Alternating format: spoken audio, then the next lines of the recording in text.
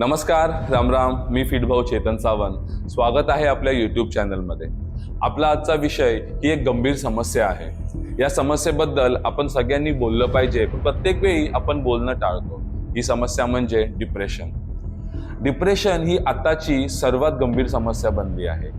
आता डिप्रेशन म्हणजे नक्की काय, त्याचे काय परिणाम होतात आणि एक्सरसाइज त्याला कसं हेल्प करू शकतो, आपण या व्हिडिओमध्ये बघणार आहोत. त्यासाठी आपण आपल्या व्हिडिओला 3 भागात डिवाइड करूया. तर स्टार्ट करूया आपला व्हिडिओ. सर्वप्रथम डिप्रेशन म्हणजे नक्की काय. डिप्रेशन हा एक मानसिक आजार असून तो मूड डिसऑर्डरमध्ये मोडला जातो. भारतातील सर्वात मोठी आणि गंभीर समस्या बनली आहे डिप्रेशन. एका ताज्या अहवालानुसार भारतातील शहरी भागातील 4 पैकी 1 माणूस हा डिप्रेशनमध्ये आहे. इंडियन स्ट्रेस रिपोर्ट असं सांगतो की 75% लोक हे कामाच्या तणावामुळे स्ट्रेसमध्ये आणि डिप्रेशनमध्ये आहेत. मोस्ट ऑफ ही लोक IT मधले किंवा कॉर्पोरेट क्षेत्रामध्ये काम करणारी आहेत.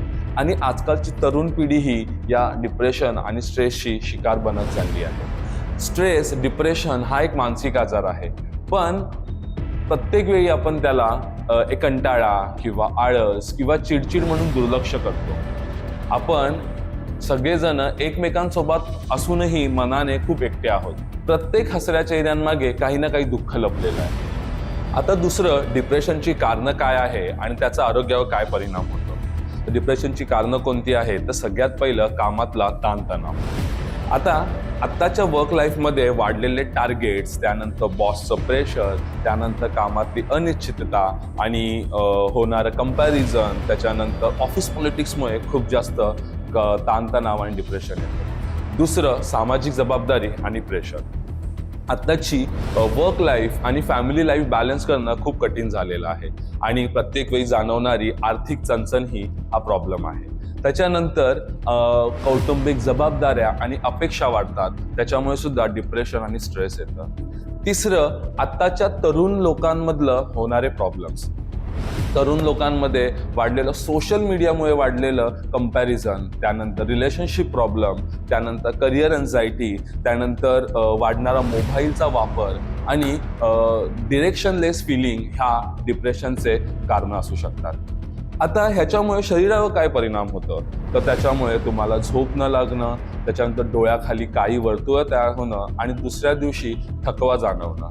त्याच्यामुळे वजन कमी होणं, वजन वाढणं, त्यानंतर प्रत्येक वेळची चिडचिड, त्याच्यानंतर तुम्हाला मानसिक त्रास होणं, त्यानंतर तुम्हाला एकटेपणा वाटणं, त्यानंतर हृदयाची धडधड, अपचन, हे सगळेच प्रॉब्लेम सुरू होतात. डिप्रेशन हा फक्त मानसिक आजार नसून ही पूर्ण जीवनशैली बिघडवून टाकतो. आता तिसरं, सर्वात महत्त्वाचं, की वर्कआउटमुळे डिप्रेशनवर कसा फायदा होतो. आता वर्कआउटमुळे काय काय होतं. वर्कआउटमुळे एंडोफ्रिन्स नावाचा एक हॅपी हॉर्मोन तयार होतो, ज्याच्यामुळे तुमचं मन समाधानी होतं आणि तुम्हाला प्रसन्न वाटायला सुरुवात होतं.